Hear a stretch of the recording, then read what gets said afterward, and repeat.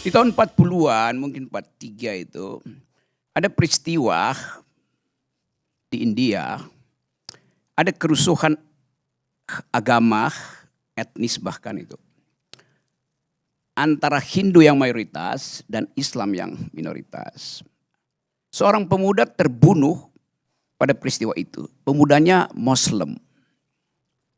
Peristiwa ini diterangkan oleh Amartya Sen di dalam bukunya, dan kita ingat bagaimana kita memahami sesuatu yang kita sebut politik identitas. Tokoh ini dia udah 3 hari ada di dalam rumahnya bersama istrinya dan seorang bayi, keluarga Muslim, warga negara India. Dia nggak bisa keluar rumah karena dikepung oleh radikal Hindu. Bayangkan situasi itu. Dia miskin. Padahal bayinya perlu susu. Lalu dia ambil risiko. Dia keluar rumah. Dia diuber oleh mayoritas Hindu. Lari ke sebuah rumah tetangga. Berupaya diselamatkan oleh tuan rumah. Tapi dia tewas oleh massa yang brutal dari radikal Hindu itu. Dia tewas di situ. Pertanyaan saya, dia tewas karena Muslim atau tewas karena miskin? Dari, kamu kan anak bimbing, jadi saya lagi uji. Dia tewas karena Muslim atau karena dia tewas karena miskin? Saya enggak. Ya, sebagai apa? Yes. Tapi kita mesti terangkan. Kalau dia orang kaya, nggak mungkin dia keluar rumah. Kulkasnya penuh. Bahkan dia bisa pakai private jetnya untuk beli Gak bisa bang, susu pakai helikopter bang. Ya, Kalau private jet gak bisa, pakai helikopter bisa naik ke atas. dia itu orang kaya, lebih kaya dari lo gitu. Jadi lo nggak usah bayangin apa-apa gitu. Saya yakin sekarang saya lebih kaya daripada abang. Itu nanti dibuktikan di KPK. Saya ulangi poin itu ya, ini serius nih. Karena status sosialnya miskin, dia ambil risiko. Dia mati karena dia miskin. Bukan karena agama, dia mati. Memang orang sebut itu kerusuhan agama. Tapi kalau dia minoritas dan kaya, dia selamat. Indonesia juga begitu, 98 banyak minoritas yang kaya selamat kabur dari kerusuhan 98. Jadi ada variabel lain di situ, bukan sekedar variabel ras segala macam, ada variabel kelas di situ.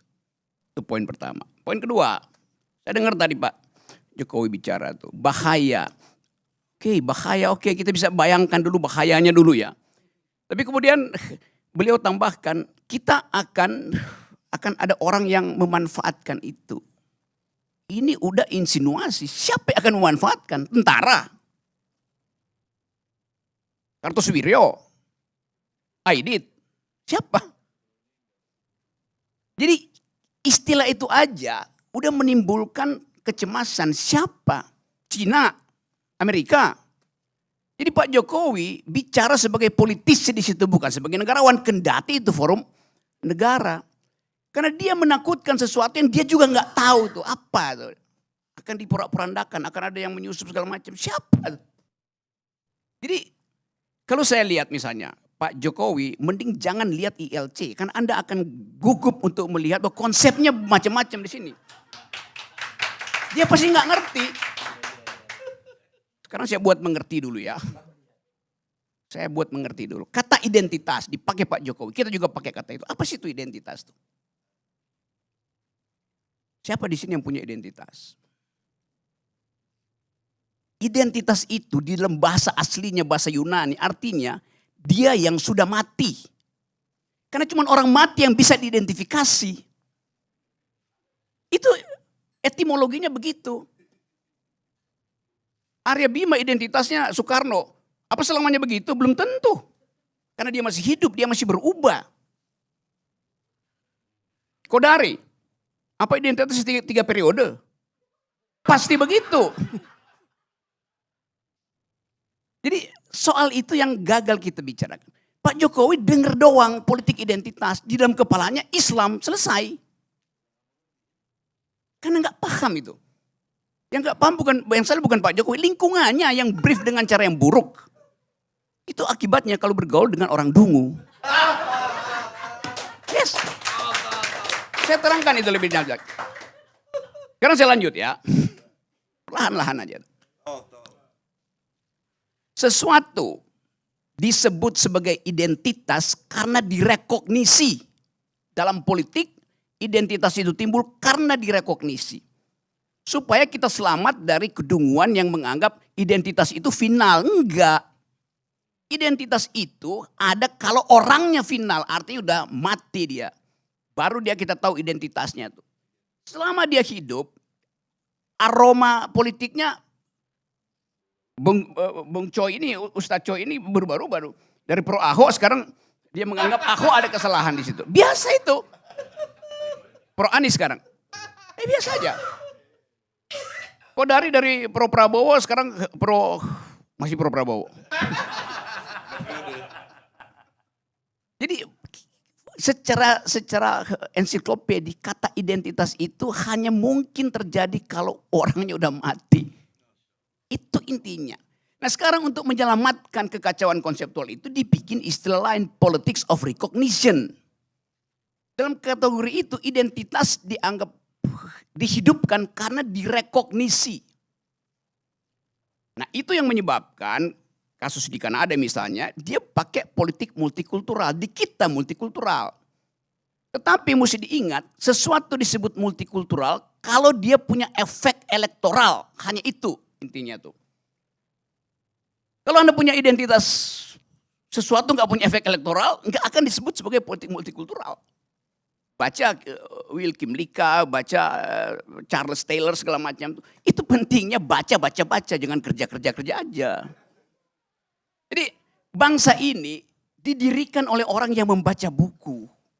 Sehingga tadi yang terangkan oleh Fahri, mestinya kita perkakas yang ditinggalkan bangsa ini itu otak, pikiran. Kita pakai. Teruskan perdebatan konstituan itu. Teruskan percakapan tentang masa depan itu. Nah Pak Jokowi nggak ada di situ. Pak Jokowi nggak tahu masa lalu, nggak tahu masa depan. Coba kita fair, coba tanya Pak Jokowi. Apa yang Pak Jokowi tahu tentang yang diterangkan oleh Fahri? Nol. Apa yang diterangkan Egy itu tentang masa depan, harapan. Rock ini memang sok tahu benar-benar. Saya tahu semua memang. Karena itu saya terangkan. Kan tadi kita berupaya untuk mendengar. Lama-lama oligarki intelektual juga dia. Ini apa relevansinya nih saudara? Lanjut. Oke, lanjut sekarang ya. Saya ambil sekarang bagian yang oke, kita bicara masa depan sekarang. Kita ingin masa depan kita dihasilkan oleh pemilu yang bermutu, right? Oke. Pak Jokowi juga bilang begitu, pemilu mesti bermutu tuh. Bagaimana pemilu itu bisa bermutu? Ada pertengkaran pikiran di dalam kampanye. Itu intinya tuh. Seorang pemimpin, dia harus mampu untuk menghasilkan konsep yang visioner. Di mana konsep visioner itu dimungkinkan dihasilkan? Di universitas, dalam pertengkaran di kampus. Tetapi, kata Pak Jokowi, jangan bawa politik ke kampus. Dia nggak ngerti masa depan artinya. Masa depan itu ada gagasan, pikiran. Kampus dilarang untuk memperdebatkan politik. Lalu di mana kualitas perdebatan itu? Nggak ada. Satu poin ya. Poin kedua, seorang tidak cukup dia punya intelektualitas, dia juga punya moralitas itu. Di mana bagian itu diuji? Ya di rumah ibadah. Tapi nggak boleh menguji presiden di rumah ibadah. Jadi Pak Jokowi mau bilang pemimpin ke depan itu nggak perlu intelektualitas, nggak perlu moralitas. Cukup elektabilitas. Nah, itu urusannya Kodari. Survei aja. Jadi kita mensurvei sesuatu yang pemimpin kita hasil survei. Bukan hasil pertengkaran akademis. Bukan hasil moral clarity. Karena di tempat di mana pertengkaran pikiran harusnya diwujudkan, justru dilarang, yaitu kampus. Di tempat di mana moralitas diuji, justru dilarang, yaitu masjid, gereja, rumah ibadah. Di mana otaknya? Jadi dari awal kita tahu bahwa pemilu pasti nggak bermutu. Poin terakhir. 75 hari kampanye. Salah. 4,5 hari kampanyenya. 17 partai ingin membuktikan visinya itu masuk akal. Selama 70 hari. 70 bagi 17, 4,5 hari.